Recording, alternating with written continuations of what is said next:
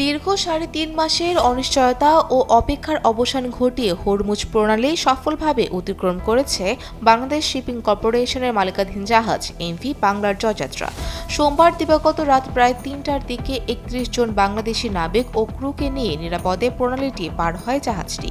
বিষয়টি নিশ্চিত করেছেন বিএসসির ব্যবস্থাপনা পরিচালক কমোডোর মাহমুদুল মালিক।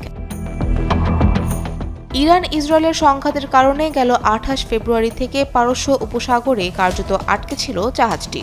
এর আগে সংযুক্ত আরব আমিরাতের জেবেল আলী বন্দরে পণ্য খালাসের সময় জাহাজটির কাছাকাছি এলাকায় ইরানের একটি ক্ষেপণাস্ত্র আঘাত হানলে অল্পের জন্য রক্ষা পান নাবিকরা। বসুন্ধরা টিস্যু অশুদ্ধতার বিরুদ্ধে এক বিন্দুও ছাড় নয়।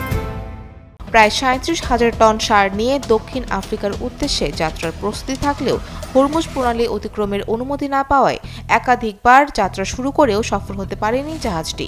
এ সময় বিষয়টি নিয়ে পররাষ্ট্র মন্ত্রণালয়, নৌপরিবহন মন্ত্রণালয় এবং বিএসসি সক্রিয়ভাবে কাজ করে। অবশেষে চতুর্থবারের প্রচেষ্টায় হরমুজ প্রণালী অতিক্রম করতে সক্ষম হয় বাংলার জয়যাত্রা।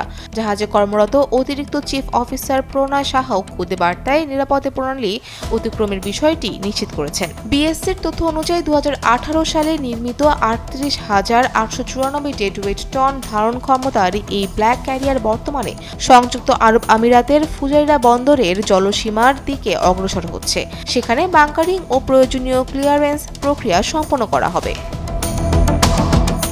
এদিকে আন্তর্জাতিক সামুদ্রিক সংস্থার হিসাব অনুযায়ী হরমুজ প্রণালীর আশেপাশে এখনও প্রায় ১,৬০০ জাহাজ আটকে রয়েছে। তবে যুদ্ধ পরিস্থিতি প্রশমনের লক্ষণ দেখা দেওয়ায় ধীরে ধীরে এই গুরুত্বপূর্ণ নৌপথে চলাচল স্বাভাবিক হওয়ার আশা করা হচ্ছে। ফৌজিয়া ফারিহা, টেলিসান।